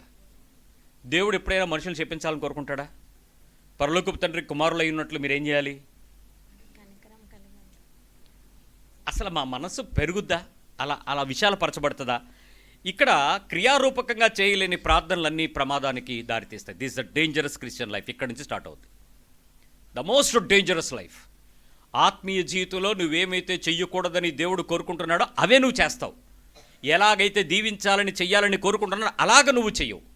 ఎందుకు అనంటే ఆయన చాలా స్పష్టంగా చెప్పాడు, శపించే వారికేమో నువ్వు దీవించి తీరాలి, బాధ పెట్టేవారి కొరకు ప్రార్థన చేసి తీరాలి, మేలు చేయని వారికి కీడు చేయకుండా మేలు చేయటానికి ప్రయత్నం చేయాలి, హింసించే వారి కొరకు ప్రార్థించాలి, శత్రువునేమో ప్రేమించి తీరాలి, ద్వేషించే వారికి మేలే చేయాలి. ఇవి చెయ్యకపోగా ఏమైనా మాటలతో ప్రార్థనలలో శోధించే పరిస్థితులు ఏం చేస్తావో చెప్తాను. అలాంటి శోధన కలిగినటువంటి పనులు క్రైస్తవుడు ఎవడైనా చేస్తుంటే అసలు నీ భక్తి విషయంలో దేవుడు దుఃఖపడతాడని గుర్తుపెట్టుకో. నీకు తనను తాను ప్రత్యక్షపరుచుకున్నది దేవుని కుమారత్వాన్ని నీ ద్వారా అనేకులకు చూపించి దేవుని దగ్గరకు నిన్ను ఇంకొక మనిషిని ఆకర్షించాలని. ఇక్కడ ఎంతసేపు మీరు దీవెనలు అంటున్నారే, దీవెనలకు 2 రకాల అర్థాలు ఉన్నాయి. ఒకటి, వాడు సాధించలేనిది పెంచుకోవటం మాత్రమే కాక వాడు చేయలేని వాటిని చెయ్యగలిగే స్థాయిలో ఒక క్రైస్తవుడిగా ఒక వ్యక్తి చేయగలిగితే అది దేవుని శక్తి అని నమ్మడం. నేను చేయలేని పనిని నా చేత చేయించినప్పుడు నా చేత చేయించిన వాడు దేవుని శక్తి అని నమ్మించగలగడం భక్తి. దానికి సాధనంగా, దానికి సాక్షిగా, దానికి మారుగా నేను మారాలి. నువ్వు మారుతున్నావు లేదో చెక్ చేసుకో. నేను కొన్ని పదాలు చెప్తాను, అలాంటి విషయాల్లో మీరు ఎక్కడైనా వాడుతున్నారేమో మార్చుకోవడానికి ప్రయత్నించండి. ప్రార్థనలు అంటే శోధించబడిన తర్వాత ప్రార్థన చేసినప్పుడు ఏం చేస్తాడంటే మాటలతో ఏమైనా నైపుణ్యంతో ప్రార్థనలు చేస్తాడేమో చూసుకోండి. మాటలతో ఏమైనా ప్రార్థన చేసేటప్పుడు మాటలతో, ఇప్పుడు మీకు ఆ సమాధానం లేని ఆ పరిస్థితులన్నీ మీకు ఇవ్వకుండా మీ దగ్గర తీసుకెళ్ళిపోయి బాగా కష్టాలు పడిపోయిన, మీరు కష్టాల్లో ఉన్నారు, వాళ్ళు చాలా లావిష్గా తిరుగుతున్నారు, మీ డబ్బులతోనే తిరుగుతున్నాడు, సొమ్ము ఒకటిది ఒక్కొక్కటిది. ఆడు ఆనందిస్తున్నాడు, తృప్తి పొందుతున్నాడు, ఆడి సినిమాలు అడ్వర్టైజ్మెంట్ రోజు ఫేస్బుక్లో అప్డేట్ చేస్తాడు, అది నీకే లింక్ ఎడతాడు. నీకు ఇవ్వాల్సింది మాత్రం ఇవ్వడు. మిడ్ నైట్ బిర్యానీ అంటాడు రాత్రి 1 గంటకి వెళ్ళి, నీకు రాత్రి సారు ఆడు బిర్యానీ. ఆ ఫోటో చూస్తే నీకు అనిపిస్తుంది వీడికి ఎలా తినదో వంట పడుతుందండి అనిపిస్తుంది. తెల్లారు లేచి ప్రార్థన చేయాలి. ఏం ప్రార్థన చేస్తారు ఇప్పుడు చెప్పండి? ప్రభు ఆడు బిర్యానీని దీవించు, ఈరోజు దసపల్లాకి వెళ్ళాడు, రేపు గ్రీన్ పార్క్కి వెళ్ళేలాగా దీవించు. ఇలాంటి ప్రార్థనలు వస్తాయా? రావు. నిర్దిష్టమైనటువంటి పదాల్లో మాటలతో నైపుణ్యంతో ఏమైనా ప్రార్థనలు చేస్తామేమో ఒకసారి ఆలోచించండి. ఏం మాటలు వాడతాం ఆ టైంలో? ప్రభు వాడు ఇవ్వాలి, మీకు తెలుసు, నేను నీ మాటను బట్టి ఇచ్చాను, నాకైతే మా ఆవిడ ఇవ్వద్దంది, ఇవ్వకపోతే ఎలాగా, మనోళ్లే కదా. ఆ రాత్రికి నన్ను నేను సమాధానించుకుని ఆవిడికి తెలిసేమో 20,000, తెలియకుండా ఏమో 30,000, కలిపి 50,000. మొత్తం తెలిస్తే నాకు అన్నం ఉండదని తెలుసు, కానీ నీకు తెలుసు ప్రభువా, కానీ నేను 50,000 ఇచ్చానని చెప్తే ఇప్పటికే గొడవలు అవుతాయి, కానీ ఏదో చేశాను, జరిగిపోయింది, క్షమించే, కానీ ఆడు ఇవ్వట్లేదు. నెక్స్ట్ వాడిని చెప్పండి, కమాన్ కమాన్ కమాన్, వాడిని ప్రభువా చూడంటావా, లేకపోతే ఏమంటావు, చూపు చూడంటావా లేదా? మాట్లాడండి. మీ మాటల్లో చక్కటి మాటలు వస్తాయి. ఇప్పుడు ప్రార్థన చేసేటప్పుడు చెప్పండి. ఇసుక రేణువుల వలే ఆడు మనలో ఇసుక పడిపోవాలా? మరి ఏంటి నీ ప్రార్థన ఏంటి చెప్పు సరిగ్గా. నీ మాటలు నువ్వు చాలా తెలివైంది దాన్ని ఒత్తప్పుడు భలే మాటలు మాట్లాడు. కొంతమంది ప్రార్థన చేస్తుంటే చెవులు పగిలిపోతాయి, వినలేము. ఆ పదాలకు అర్థాలు కూడా తెలియదు. అది ఎలాగ దేవుడు అర్థం చేసుకుంటాడో ఆయన ఇష్టమే. మరి నువ్వు కన్వర్ట్ చేసుకుని నువ్వు దీవించే అన్నట్టు ఉంటుంది ప్రార్థనలో. చేసే ఎద పనులు మనకే ఒళ్ళు ఉడికిపోతుంటుంది. దేవుడు అంటాడు దీవిస్తున్నావా, నువ్వు ఎందుకు ఉడికిపోతున్నావు అంటాడు. ఇప్పుడు మీరు ఆడిని ఎలా దీవిస్తారు? మాటలతో ఏం మాట్లాడతారు? నైపుణ్యమైన మాటలు ఎలా మాట్లాడతారు? ప్రభువా నాకేమీ ఆడి మీద కోపం లేదు కానీ ప్రభువా లేదా? ఎంత నైపుణ్యంగా ప్రార్థన చేస్తామండి ఆ టైంలో. ఆడు శత్రువు, 100% శత్రువు. వాక్యం ఏం చెప్తుంది? శత్రువుని అయ్యి తప్ప దేవుని దగ్గర ఆయాసం ఎలా తీర్చుకుంటాం? ప్రార్థన అనే అనుభవం. ఎంత మోసపోయాం చూసుకోండి ఇన్ని రోజులు. క్రైస్తవ మోసంలో మొదటిది శత్రువు కొరకు చేసే ప్రార్థన. 2, అందరి గురించి అడిగి. చాలాసార్లు ఇలాంటి ప్రార్థనలో మనం ఒకవేళ ప్రార్థన చేయాల్సి వచ్చిందనుకోండి, ఆ వ్యక్తి యొక్క పరిస్థితులు మన కళ్ళ ముందు కనపడుతున్నప్పుడు, వాళ్ళ పిల్లలేమో ప్రైవేట్ కాలేజీలో డబ్బులు డొనేషన్లు కొట్టి ఇంజనీరింగ్లు జాయిన్ అయ్యి, మన పిల్లోడేమో కృష్ణా కాలేజ్ సీటు కోసం తిరుగుతుంటే, ఆఖరికి ఏ సీటు దొరక వొకేషనల్ కోర్సులో జాయిన్ చేస్తుంటే డబ్బులు మనవే. బాబు అక్కడేమో హాస్టల్ సీటు కోసం, ప్రైవేట్గా హాస్టల్గా ఉండడం కోసం ఆడేమో 50,000 కట్టానండి వచ్చి నీకు చెవులు కనపడేలాగా చెప్తుంటే నీ సొమ్మే ఎక్కడది. ప్రార్థన చేసేటప్పుడు కొన్నిసార్లు మనం ఎలా ప్రార్థన చేస్తాం తెలుసా? అందరి కోసం ప్రార్థన చేసి లాస్ట్లో వాడి గురించి ప్రార్థన ముందు చేస్తే ప్రమాదం అయిపోతుంది, శత్రువు అయిపోతాడు మనకి. అందుకని పెద్ద పెద్ద ప్రార్థనలన్నీ లాస్ట్లోకి వెళ్ళి ప్రభువా నాకు ఇవ్వాల్సిన ఒకసారి చూడండి ఆయన, ఆమెన్. మళ్ళీ ఎక్కువ చేస్తే శాపాలు వచ్చేతాయేమో, కానీ నీ అంతరంగం ఏంటి? శాపమా దీవెనా? లోపల ఏంటి చూసుకోండి ఒకసారి. మనస్సు ఏం చెప్తుంది లోపల? నీ అంతరంగంలో వారు చేసేవన్నీ లోపల కనపడుతున్నాయి. నీ అడిగే వాటికి ప్యారలల్గా రైట్ వొకాబులరీ వెళ్తుందా? లోపల నీ కన్నుల్లో కనపడుతుంది, నీ మనసులో కనపడుతున్నవే నీ నోట్లోంచి వెళ్తున్న మాటలైనా? 2 వేరువేరా? ఆ వ్యక్తి ఎదురుగా వచ్చాడు ఒకసారి మా ఇంటికే. సార్ ఎప్పటి నుంచో మీకు ఇవ్వాల్సిన 10 లక్షలు నా దగ్గర ఉన్నాయి సార్, ఎప్పుడు ఇద్దామన్నా అవ్వట్లేదు సార్ అని. అదేంటి ఉండడం ఏంటి, ఇవ్వకపోవడం ఏంటి? పోనీ అవ్వలేదు. పోనీ ఇప్పుడు వచ్చినోడు ఏమైనా తీసుకొచ్చాడు, వాడి దగ్గర బ్యాగ్ కనపడుతుంది, కోరిక ఏం కనపడుతుంది, తెచ్చినట్టు ఉన్నాడు అనిపిస్తుంటుంది. మీరు ప్రార్థన చేస్తారని తెలిసింది సార్, నా కోసం ప్రార్థన చేయండి సార్ అన్నాడు. ఇప్పుడు ప్రార్థన చేస్తూ ఉంటే మధ్యలోని మనస్సు ఏదో కొట్టుకుంటుంది ఆడు ఇవ్వడేమో అని. ఇప్పుడు నీ మాటలు ఎలా ఉంటాయి? ఇవ్వాలనా ఇవ్వకూడదనా? ఆడు ఇవ్వడం నీకు తెలిసిపోతుంది లోపల. వాడు చేసినటువంటి పనులకు నీ కళ్ళ ముందు కనపడతాయా? క్షమించేస్తావా? నేను సిగ్గు లేకుండా అడుగుతున్నాను. 1 నెల వడ్డీ ఇవ్వకపోతే నీ రక్తం మరిగిపోద్ది. నువ్వు శత్రువువా శవానువా? ఎవడో నువ్వు? నీకు రావాల్సిన దగ్గర 1 నెల ఆపితే మండిపోద్ది. దిక్కుమాలినోళ్ళు తినడం మానేశారా, తిరగడం మానేశారా, చేయడం మానేశారా, చెప్పడం మానేశారా? మన దగ్గరికి వచ్చేటప్పటికే ఎక్కడ లేని ఎవడు అవతల వ్యక్తి నువ్వు దీవించడానికి అర్హత కలిగిన వ్యక్తి. ఎందుకు ఇలా మండిపోతున్నావు అగ్గి మీద పడిపోయి బీపీ తెచ్చేసుకొని? ఎందుకు? నీ దీవెనకు కారకుడు వాడే. ఎప్పుడు చేయలేదు మీరు? ఎప్పుడు చేయలేదు? ఒక్క నెల రోజులు, నెల ఎందుకులేండి, రోజు తప్పిస్తేనే స్టార్ట్ అయిపోద్ది వంగళం. పొద్దున్న కాఫీ ఏటో ఏటో మిస్డ్ కాల్ ఇచ్చాడు, ఎత్తడో ఎవడో, ఏతదో ఎయిదో, ఏటో మిస్డ్ కాల్. ఏంటి నీ బాధ? వేయకూడదనా వేయాలనా? దీవించచ్చుగా, ప్రార్థించచ్చుగా, ఆశీర్వదించచ్చుగా. ఒక అవకాశం దేవుడు ఇచ్చాడుగా నీ శత్రువుగా. అంత మనసు ఎక్కడుంది మనకంత మారు మనసు ఎక్కడ ఏడ్చింది? నీ హృదయంలో ఆశ, ఆసక్తి, కోరిక, విజ్ఞాపన, మొర్ర, అంగలార్పు, పట్టుదల ఇవన్నిటితోనే వాళ్ళ కోసం ప్రార్థన చేస్తారా? అలాగే ప్రార్థన చేస్తామా? ఏదో మొక్కుబడిగా ప్రార్థన చేస్తామా మీ శత్రువు గురించి? పట్టుదలగా ప్రార్థన చేసి నువ్వు దీవిస్తే కానీ నేను వదలను. ఎవరిని? శత్రువుని. అదే మన డబ్బులు పట్టుకెళ్ళిపోయినోడిని, మనకు హాని చేసినోడిని, మనకు కీడు చేసినోడిని, మనకు అపకారం చేసిన నువ్వు గనక వాడిని దీవించకపోతే నేను వదలను ప్రభు అని మొరపెట్టారా? ఏంటి నేనేం చెప్పేది అర్థం అవట్లేదు ఏంటి? అలా చూస్తున్నారు అందరూ. చెవు వదిలేశారంటారు ఇప్పుడే. ఇది ఎవరికి బాబు ఎందుకు వచ్చిన కూడా ఇలాంటివి మాకు వినపట్టలేదు. ఇంటే చేయమంటాడు దేవుడు. చేసాము ఎప్పుడైనా అసలు మనం ఇలాంటివి? తెలుసా మనకి ఇలాంటివి చేయాలని? అసలు ఇదే వాక్యం కదా సంవత్సరాల నుంచి చదువుతున్నారు. శోధించబడుతున్న ప్రతిసారి నువ్వు నీ పిల్లల్ని ఆశీర్వదించాలని కోరుకునే నువ్వు ఆ శత్రువు పిల్లలు ఆశీర్వదించబడాలని కోరుకునే మనసుందా? విశాలపరచబడిన విస్తారంగా దేవుని ద్వారా పెనుగులాడే మొర్ర ఉందా అవతల వాళ్ళని అభివృద్ధిపరచమని? ఇంకా చాలా గట్టిగా చెప్పాలంటే ప్రార్థన చేస్తాము, సరే వేదనగానే ప్రార్థన చేస్తాం. ప్రభువా ఏటి నాయనా, ప్రభువా ఏటి ప్రభువా, ప్రార్థన చేయలేకపోతున్నాడు నాయన ఆడి వల్ల, ఏదో చెయ్యి ప్రభువా. అలా కుదరదు. దేవుని కుమారులుగా మీరు దీవించగలిగే స్థాయిలో ప్రార్థన చేయాలట. రైట్. ఇప్పుడు నేను మీకు కొన్ని అంటే మీరు బాధపడుతున్నారు కాబట్టి నేనే తగ్గించుకుని వాక్యం చెప్పడం ఆపేస్తున్నాను, కాబరపడకండి. నేను పడిన బాధలు చెప్తాను, మీరు కొంచెం సంతోషపడతారు. కొంచెం ఎంత చెప్పినా మీకు వాక్యం ఎక్కుతున్నట్లేదు. ఇలాంటివి చెప్తే మీకు నచ్చదు కూడా.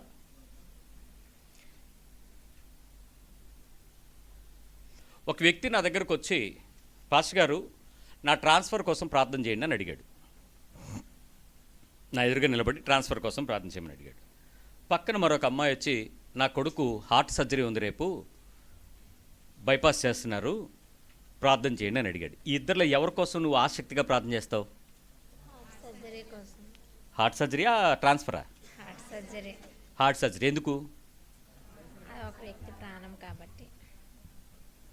అదేంటి? ప్రాణం. వాడికి లైఫ్ అండ్ డెత్ ఇష్యూ కాబట్టి వాడి కోసం మనం ఎక్కువ ప్రార్థన. ఈ ట్రాన్స్ఫర్ అవ్వకపోతే మనకి ఏమైనా నష్టమా? దశంభాగం మన దగ్గరే పడుద్ది. ఆడు వెళ్ళకపోతే దశంభాగం ఇక్కడే పడుద్ది. కాబట్టి ఎక్కువ ప్రార్థన ఎవరికి చేస్తాం? వీడు బతికితే. నేను నా శోధన చెప్పాను, మీ శోధన కాదు. రెండో శోధన చెప్తాను. పాస్టర్ గారు మేము పలానా ఊరు వెళ్ళాలి, క్షేమమైన ప్రయాణాలు, అసలే విమానాలు దిగిపోతున్నాయి, అలా దిగనివ్వకుండా క్షేమంగా మమ్మల్ని చేర్చేలాగా ప్రార్థన చేయండి, ప్రయాణం కొరకు ప్రార్థన చేయమని ఒకరు అడిగారు. మరొక ఇద్దరు పిల్లలు వచ్చి, అన్నయ్య మేము పరీక్షలు సరిగ్గా రాయలేదు, రిజల్ట్స్ వస్తున్నాయి, మా రిజల్ట్స్ కోసం ప్రార్థన చేయండి అన్నారు. ఇప్పుడు ఇద్దరిలో దేనికోసం ప్రార్థన చేయాలి? ప్రయాణమా ఫలితమా? రిజల్టేనా? రిజల్టే. ఎందుకు? పిల్లలు వాళ్ళ లైఫ్ ఎక్కువ ఉంది, వాళ్ళు ఏ రకమైన అగాత్యాలు చేసుకోకూడదు, వాళ్ళు విజయం పొందాలి, వాళ్ళు బాగా ప్రయాణం. ఒక విమానం దిగిపోతే ఇంకో విమానం ఎక్కిస్తారు అంతే. నువ్వేం కింద మీద పడక్కర్లే, నువ్వేం పైలట్ తోలక్కర్లే, వెళ్ళిపోద్ది ప్రయాణం. ఇది కాకపోతే ట్రైను లేకపోతే బస్సు తిప్పలు పడతాం. సో కొన్ని సివియర్గా ఉన్నాయి, కొన్ని అంత సీరియస్గా లేవు. 3. ఒక అమ్మాయి వచ్చి, అన్నయ్య 6 సంబంధాలు వచ్చాయి, పెళ్ళి అవ్వట్లేదు, నా పెళ్లి కోసం ప్రార్థన చేయని ఉంచుంది. పెళ్లి చేయమని, పెళ్ళికి నాకు తొందరగా పెళ్లి సంబంధం దేవుడు ఏదో పంపించేలా ప్రార్థన చేయండి అని అడిగింది. మరొక వ్యక్తి యవనస్తుడు వచ్చి అంటున్నాడు, అన్నయ్య నేను ఈ మధ్య పాపంలో పడిపోయే పరిస్థితులు నా ముందు ఉన్నాయి, నేను పాపం చేయకుండా పరిశుద్ధంగా బతకాలని కోరుకుంటున్నాను, నా కోసం ప్రార్థన చేయన్నాడు. ఇప్పుడు ఇద్దరు ఎవరి కోసం ప్రార్థన చేస్తారు? పెళ్ళి కదా? కాదు, పాపమే కదా. పాపంతో జోలు లేకుండా ఆ యవ్వన కాలపు బలంతో నిలబడడం కోసం కదా మొరపెడతారు. ఇప్పుడు ఈ 3 విషయాలలో ఎవరిని నువ్వు సంతోషపెట్టే ప్రార్థన చేస్తావో ఒకసారి చూడండి. మొదటి తెస్సలోని పత్రిక 2వ అధ్యాయము 4వ వచనంలో ఆ సెకండ్ పార్ట్లో పౌలు చాలా స్పష్టంగా చెప్పినటువంటి విషయం మీకు అర్థమవుతుంది. మీరు చేసేది ఇక్కడే ఉంది. సువార్తను మాకు అప్పగించుటకు యోగ్యులమని దేవుని వలన ఎంచబడిన వారమై మనుషులను సంతోషపెట్టేవారము కాక, మనుషులను సంతోషపెట్టేవారము కాక, మనుషుల్ని సంతోషపెట్టే వాళ్ళంగా కాక, మన హృదయములను పరీక్షించు దేవునినే సంతోషపెట్టవారమై బోధించుచున్నాము. ఎప్పుడైనా నువ్వు మాట్లాడినా, ప్రార్థించినా, పనిచేసినా ఎవరిని సంతోషపరిచేలాగా చేయకూడదు? మనుషుల్ని సంతోషపరిచేలాగా చెయ్యకూడదు. ఎవరిని సంతోషపెట్టేలాగా ప్రార్థన చేయాలి? దేవుని సంతోషపెట్టేలాగా ప్రార్థన చేయాలి. పాస్టర్ గారు, నాకు గర్భం దేవుడిచ్చాడండి, గర్భఫలం దేవుడిచ్చిన బహుమానం అని తెలిసిందండి, దేవునికి వందనాలండి, బాబు పుట్టేలాగా ప్రార్థన చేయండి అని మెలికి తిరిగిపోతుంది. నేనేమన్నానంటే అలాగే వెళ్ళాను. అప్పుడు చెయ్యండి అంది. నువ్వు వెళ్ళమ్మా చేస్తాను. మీరు మర్చిపోతారు, చెయ్యండి అంది. నేను చేస్తానని వెళ్ళాను. ఇప్పుడు చెయ్యొచ్చు కాదేటి, ఎందుకు అలా అయిపోతావు, చేస్తానన్నాను కదా వెళ్ళాను. సార్ మళ్ళీ డెలివరీకి వెళ్ళిపోతే మళ్ళీ పాప పుట్టయితే ఏదో ఒకటి పుడుతుంది, గర్భఫలం ఎవడిచ్చింది అన్నగా వెళ్ళాను. మీరు ఇక్కడ చెయ్యేసి లేకపోతే ఇక్కడ చెయ్యేసి బాబు కోసం ప్రార్థన చెయ్యిద్దరు ప్లీజ్. నీ ప్లీజ్కి నేను ఎందుకు ప్లీజ్ అవ్వాలి? ఎవరిని సంతోషపెట్టాలి? నేను దేవుని సంతోషపెట్టాలి. దేవుడిని సంతోషపెట్టడం అంటే ఏం చేయాలి? నేను ప్రభువా ఈ గర్భంలో పెరుగుతున్న ఆడదైతే మగలాగా మార్చేయి, లేకపోతే రెండూ కాకుండా చేసేయి. మనం ఏమన్నా అడగాల? ఆయన చిత్తం ఏంటి? ఎవరో ఒకరిని ఇస్తాడు. ఎవరిచ్చినా దేవుడిచ్చిందే. ఇప్పుడు నీ కోరిక ఏంటి చెప్పరే?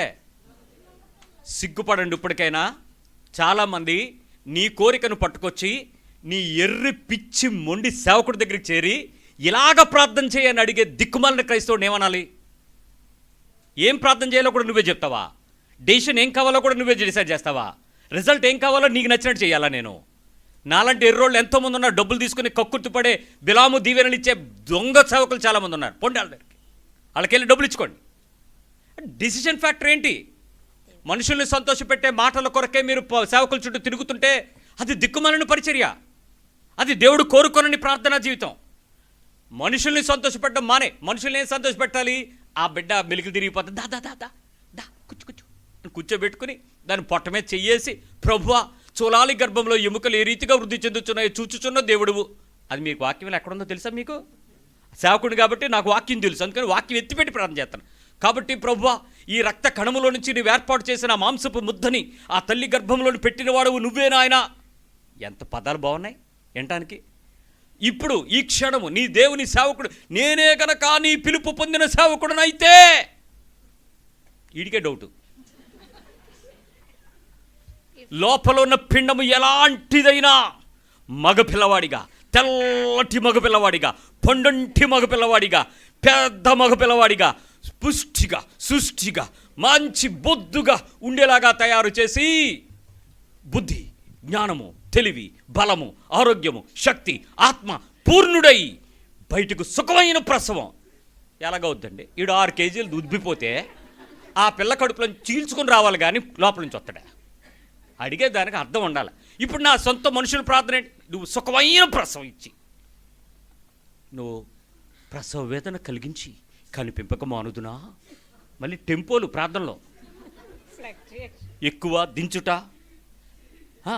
దీవించు నాయన, యేసు నామములో అడుగుచున్నాము తండ్రి, ఆమేన్ అండి. Thank you. జీడిపప్పు తినండి. దీనికి సూడులు వచ్చుంటాయి కదా, ఆ జీడిపప్పు, ఆ లడ్డొండలు, ఆ జిలేబీలు అది తెచ్చి నాకు ఇచ్చి మీరు జీడిపప్పు తినండి అంటే, దేవుడు దీవించును గాక. మా తల్లి వెళ్ళి సుఖంగా వెళ్ళి అట్నుంచి సెలవుడి పంపించు. ఆమేన్. నేను మనుషులను సంతోషపెట్టేవాడిని అయితే దేవుడిని సంతోషపెట్టేవాడిని ఎప్పుడు నేను కాను. చెక్ చేయి. ఇప్పుడు వరకు నీ నోట్లోంచి చేసిన ప్రార్థనలు ఏంటి ఒక్కటి కాకుండా చేయలాగా. ప్రభువా నీ ఇష్టమే, నీ ఇష్టమే, నీ చిత్తమే అని ఒక్కచోట అడిగావా? నా హృదయం నువ్వు తీర్చకపోయినా పర్వాలేదు ప్రభువా, నీ ఆశ నా బిడ్డతో, నీ ఆశ నా శరీరంతో, నీ ఆశ నా కుటుంబంలో, నీ చిత్తము నా ప్రణాళికలో, నీ ఉద్దేశ్యము నా జీవితం పట్ల నెరవేరాలని ఎప్పుడైనా కోరుకున్నారా? మరి ఏం ప్రార్థనలండి ఇప్పుడు వరకు చేసిన ప్రార్థన జీవితాలు. ఎంత మోసం భక్తి. నువ్వు నీ పిల్లోడికి సీట్ ఎక్కడ రావాలో నువ్వే చెప్తావు, నీ పిల్లకి ఎవరితో పెళ్ళేవాలో కూడా నువ్వే చెప్తావు, ఫోటోలు నువ్వే పెట్టుకొచ్చి. ఏం నీ బతుకేంటి, నీ క్రైస్తవ్యం ఏంటి? క్రీస్తు నీకు ఏం అర్థమయ్యాడు నీకు? ఏం ఇది నా బాధ. ఇక్కడ ఇంకా 5వ వచనంలో చదవలేదు. అమ్మ మొదటి తెస్సలోనికీ పత్రిక 2వ అధ్యాయంలోని 4 నుంచి 5వ వచనంకి రా. మీరు ఎరిగియున్నట్టు మేము ఇచ్చకపు మాటలనైనను ధనాపేక్ష ఏం మాటలు? ఇచ్చకపు మాటలు అంటే ఇప్పుడు నేను చెప్పినవి అవే ఇచ్చకపు మాటలు. నీకు నచ్చేటట్టు ఇచ్చకాలు ఆడి, నీకు కావాల్సిన పదాలు వాడి, నీకు కావాల్సిన సెంటెన్సులు వాక్యాలు జోడించి, నీకు కావాల్సినట్లుగా అసలు ఎలాగండి అలా చేయాలనిపిస్తుంది? నిజంగా మీకు ఎలాంటి శోధన నాకు తెలియదు, కానీ నాకు మాత్రం ఇది శోధనే. నాకు అది తెలిసిపోద్ది ఇప్పుడు నేను శోధించబడతానని. వాళ్ళకి ఏం చెప్తాను తెలిసి, నేను ప్రార్థన చేస్తాను, తల్లి వెళ్ళిపో నీకు ధనం ఉంటుందని చెప్తాను. కొంతమంది వదలరు ఫోన్లో, అచ్చా ఇప్పుడే చెయ్యండి. ఏం చేయాలి ఇప్పుడు? ఇచ్చక మాట్లాడాలా? నాకు తెలుసు దేవుడు అది చేయడని. నేను మళ్ళీ చెప్తున్నాను, మీకు కూడా దేవుని చిత్తం చెప్పేస్తున్నాను. మీరు ఎప్పుడైనా మీ కోరికలను కోర్చుకొని తీర్చుకోవటానికి నెత్తి మీద చెప్ప పెట్టించే దేవుడు కాదు నా దేవుడు. పరలోకమందు నీ చిత్తము నెరవేరునట్లు భూమి యందును నెరవేరును గాక అని అడగగలిగిన నా దేవుడి దగ్గరికి నువ్వు నిజంగా వస్తే నీ ఇష్టం ఖచ్చితంగా జరగదు. దానికి డిసైడ్ అయ్యిరా. నీ కోరిక ఖచ్చితంగా 100% చేయడు.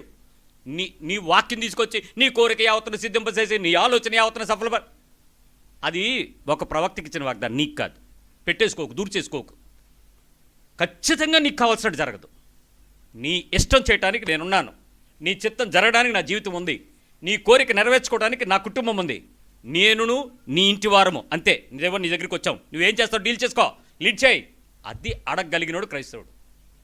అదే నీ ప్రార్థన. అంతకు మించి ఎక్కువ చేసింది ఏదైనా అది శాతానే.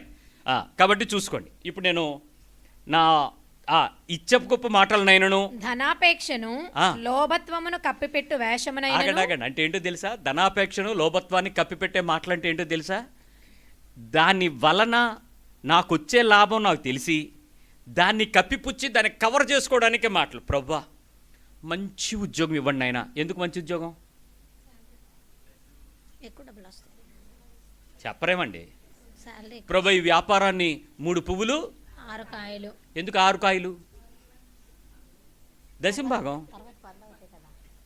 ధనాపేక్షను కప్పిపుచ్చే పదాలు లేకుండా అసలు మీరు ట్రై చేయండి. ఛాలెంజ్ చేస్తాను, నేను చేసే ఏ ప్రార్థనలో కూడా ఈ పదాలు లేవు. పౌలు సవాల్ ఎందుకు చేశాడో నాకు తర్వాత అర్థమైంది. నా బతుకు ప్రారంభం నుంచి కూడా ఈ మోసం లేకుండా నేను చూసుకోగలిగాను. ఒక మనిషిని చూసినప్పుడు కానీ, ఒక మనిషి గురించి ప్రార్థన చేసినప్పుడు కానీ, వాడి డబ్బు వైపు కానీ, వాడి ఘనత వైపు కానీ, వాడి గుర్తింపు వైపు కానీ, వాడి ఫలం వైపు కానీ చూడకుండా నిర్దాక్షిణ్యంగా దేవుని కన్నులెత్తి ప్రభువా నీ ఉద్దేశం అయితే ఈ విషయంలో అని యథార్థంగా మాట్లాడగలిగాను. అది నోట్లోకి దేవుడు ఇచ్చేశాడు, అది పలకకుండా ఆపలేదు. చెప్పాను, ఆ దీవెన పలికాను, మనస్ఫూర్తిగా చెప్పగలిగాను. ఏ రోజు ఈ పదాలు నా లైఫ్లో లేవు, నా భక్తిలో లేవు. మీరు ఏడవచ్చు, ఏటో వెళ్తే ఈయన ఎప్పుడు ఇలాగే అంటాడు, అలా అనలేను, ఇంకోలాగా అనలేను. ఈ వాక్యం నెరవేరాలంటే ఇంకో పని చేయకూడదు మీరు. ఇప్పుడు విషయంకి వచ్చేసి ఈ వేషాలు కప్పిపెట్టే మాటలు వేషాలు నేను వేయలేదని నేను కూడా చెప్తూ, నేను మీకు ఒక పరీక్ష ఇస్తాను.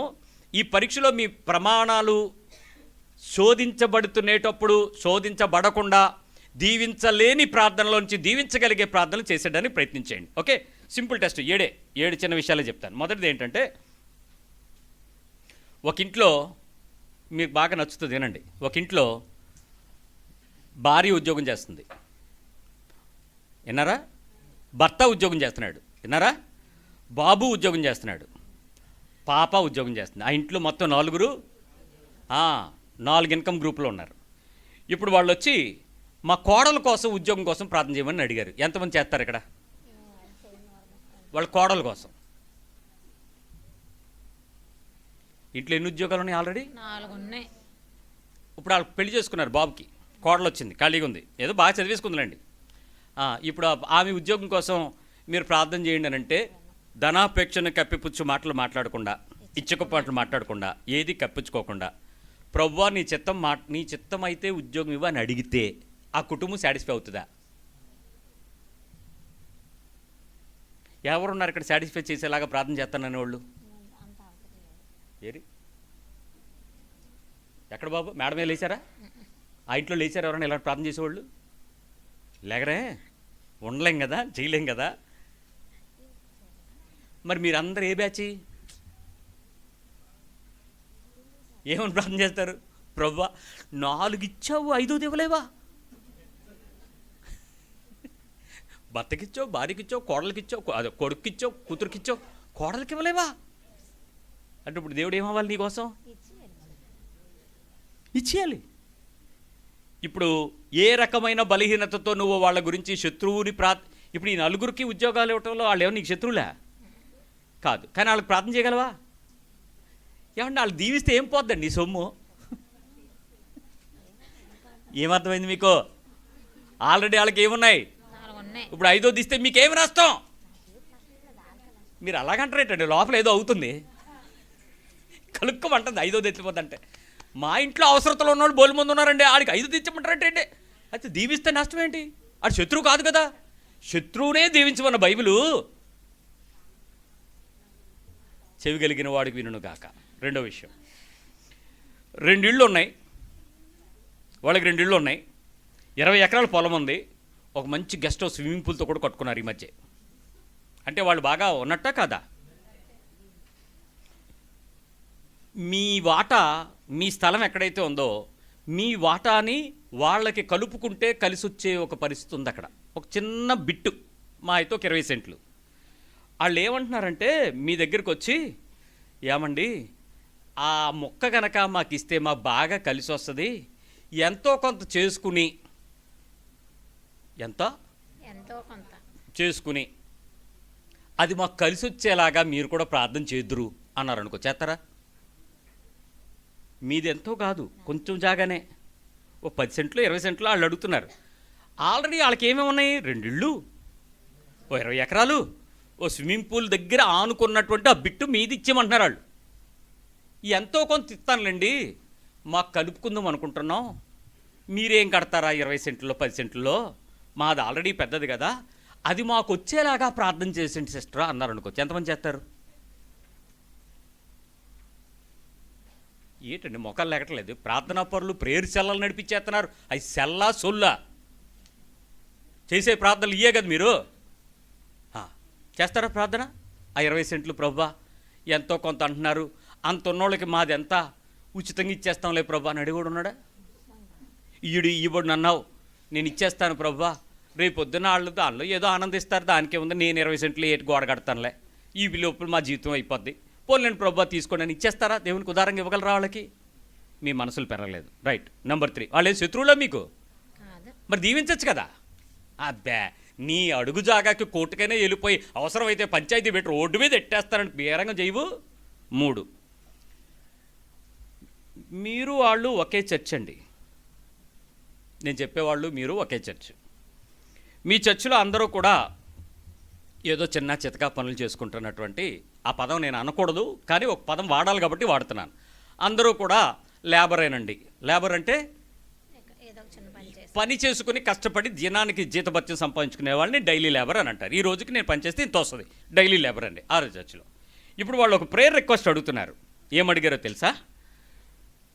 ఈ మధ్య కాలంలోనే ఆ గ్రామానికి, ఆ పట్టణానికి కలెక్టర్గా వచ్చిన ఆయన, ఎస్పీగా సూపరింటెండెంట్ ఆఫ్ పోలీస్గా వచ్చిన ఆయన, వాళ్ళు ఆ చర్చికి వెళ్తున్నారు, ఆ చర్చికి వద్దామనుకుంటున్నారు. ఇప్పుడు ఈ లేబర్ వెళ్తున్నటువంటి పరిస్థితుల్లోకి వెళ్ళేటువంటి చర్చికి వద్దామని వెళ్తారని వాళ్ళు అనుకుంటున్నారు అని వార్త తెలిసింది. ఇప్పుడు ఒక ఆయన వచ్చి మిమ్మల్ని ప్రార్థన చేయమన్నాడు. వీళ్ళు అక్కడికి వెళ్తారటండి, మా చర్చికి వచ్చేలాగా ప్రార్థన చేయండి అని సంఘంలో అడిగాడు. ఎంతమంది చేస్తారు? ఏ చర్చికి వెళ్ళిపోతున్నారు వాళ్ళు? ఆ లేబర్ చర్చికి. ఇప్పుడు ఈయన ఏమడుగుతున్నాడు పాస్టర్ గారు? అక్కడికి ఎందుకండి వాళ్ళు ప్రార్థన చేస్తారా మీ చర్చికి రావాలని? మీకేమైనా శత్రువా?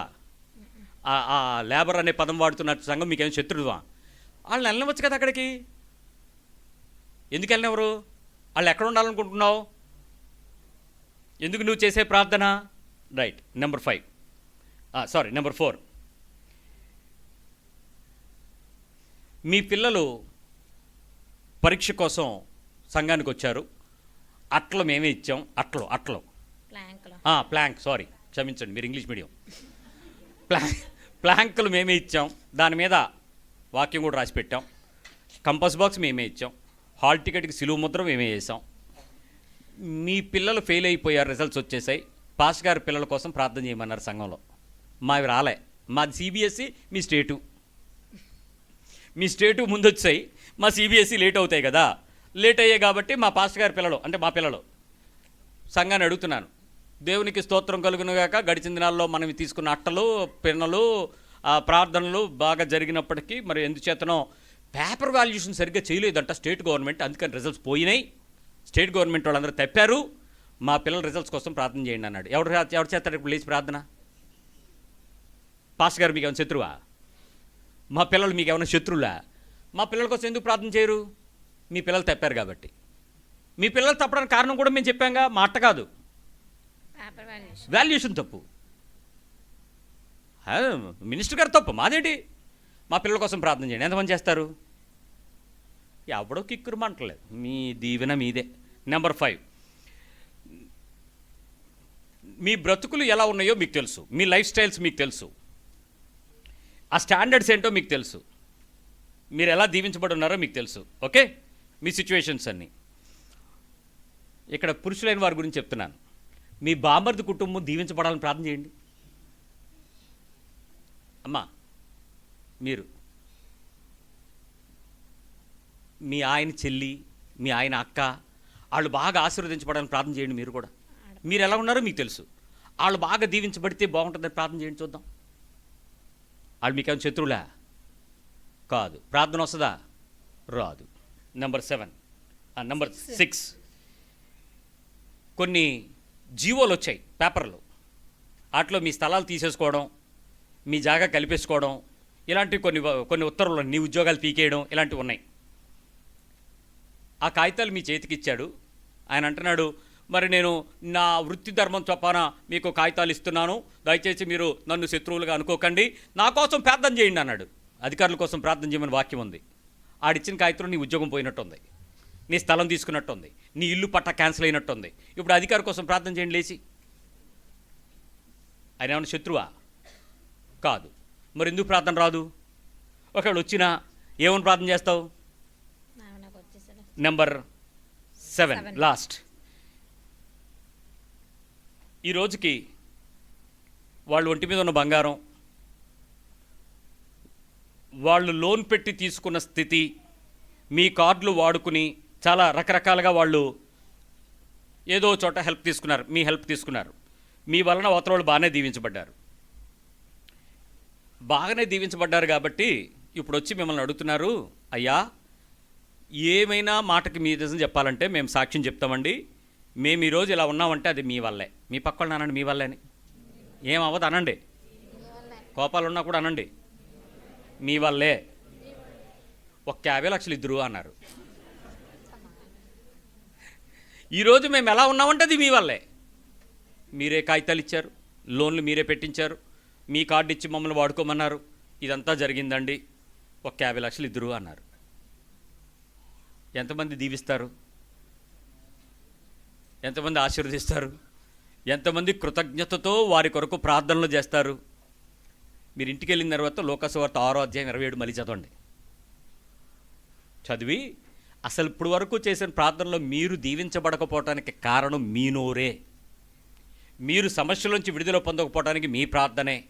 మీ కుటుంబాలు వర్ధిల్లకపోవటానికి కారణం నీ నోట్లో నుంచి, మనసులో నుంచి వచ్చినటువంటి ఆ మౌనపు తప్పుడు మాటలు, ప్రార్థనలే, దొంగ కన్నీరే.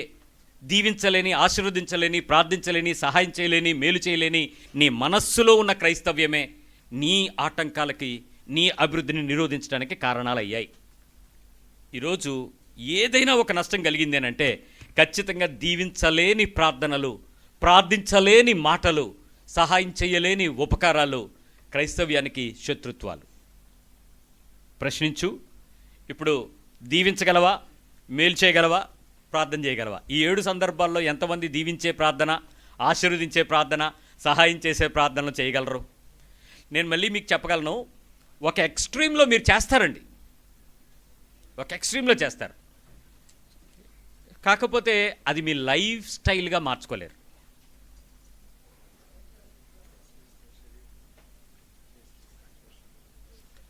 లైఫ్ స్టైల్గా మార్చుకోలేరు. ప్రభు అడుగుతున్నాడు కదా, అది నీ లైఫ్ స్టైల్గా మారాలి. ప్రయత్నం చేద్దాం. ఎంతవరకు ప్రయత్నం చేసి ప్రార్థన చేయగలరో చూద్దాం.